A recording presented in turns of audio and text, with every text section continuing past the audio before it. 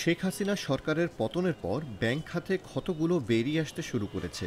S Alam গ্রুপের নিয়ন্ত্রণাধীন যে ৭টি ব্যাংককে এতদিন অনৈতিক সুবিধা দিয়ে রক্ষা করা হচ্ছিল, এখন সেগুলো সহ মোট ১২টি ব্যাংকের পরিচালনা পর্ষদ ভেঙে দেওয়ার পরামর্শ দিয়েছে বাংলাদেশ ব্যাংক।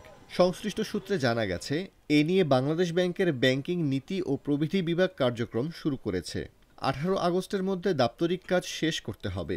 এরপর governor doctor Ahsan H Mansur এ বিষয়ে সিদ্ধান্ত দেবেন। সূত্র জানায়, আগামী সপ্তাহের মধ্যে ইসলামী ব্যাংক বাংলাদেশ পিএলসির পর্ষদ ভেঙে দেওয়ার নীতিগত সিদ্ধান্ত নিয়েছে বাংলাদেশ ব্যাংক। সেখানে একজন প্রশাসক বসানোর কথা ভাবা হচ্ছে, আর দ্বিতীয় বিকল্প হিসেবে পুরো পর্ষদ ভেঙে দিয়ে নতুন পর্ষদ গঠন করা হতে পারে। সেখানে ২০১৭ সালের আগে যারা পর্ষদে ছিলেন তাদের মধ্য থেকে কাউকে কাউকে আনা হবে বলে ইঙ্গিত পাওয়া গেছে। তবে এস আলমের শেয়ার স্থানান্তর জটিলতার কারণে খুব সতর্কতার সঙ্গে এগোতে হচ্ছে।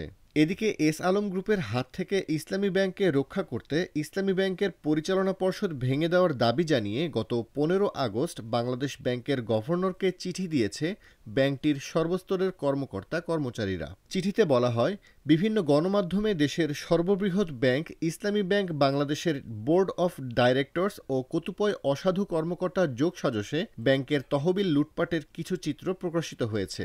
বাস্তব চিত্র আরও ভয়াবহ। দীর্ঘদিন এই লুটপাটের ধারা অব্যাহত থাকার কারণে ব্যাংকের স্বাভাবিক কার্য পরিচালনা করা কঠিন হয়ে পড়েছে এবং ব্যাংকটির প্রতি গণমানুষের আস্থার সংকট দেখা দিয়েছে। বাংলাদেশ ব্যাংক সূত্র জানায়, এস আলম গ্রুপের মালিকানাধীন যেসব ব্যাংকের পরিচালনা পর্ষদ ভেঙে দিতে বাংলাদেশ ব্যাংক উদ্যোগ নিয়েছে সেগুলো হলো ইউনিয়ন ব্যাংক, গ্লোবাল ইসলামী bank, Bangladesh commerce bank, Bangladesh bank, ICB ইসলামী ব্যাংক। এস আলম গ্রুপের বাইরে পরিচালনা পর্ষদ ভেঙে দেওয়া হতে পারে এমন তালিকায় আছে IFIC bank, united commercial bank ও পদ্মা ব্যাংক। বাকি ৩টি ব্যাংকের নাম জানা যায়নি।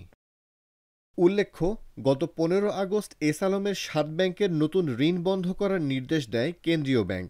এর আগে ১৩ আগস্ট এস আলমের ৭টি সহ মোট ৯টি ব্যাংকের লেনদেনের জন্য কেন্দ্রীয় ব্যাংকের বিশেষ সুবিধা বন্ধ করার নির্দেশ দেওয়া হয়। এছাড়া এস আলমের ৭ ব্যাংকের মাধ্যমে অর্থ পাচার ঠেকাতে ১ কোটি টাকার বেশি লেনদেনে নিষেধাজ্ঞা আরোপ করেছে বাংলাদেশ ব্যাংক।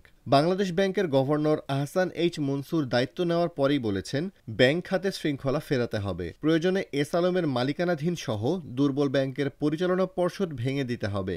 এজন্য নির্ধারিত সময় ফ্রেম বলা কঠিন। তবে ব্যাংকের নিয়ম ভেঙে কিছু করার সুযোগ আর কেউ পাবে না।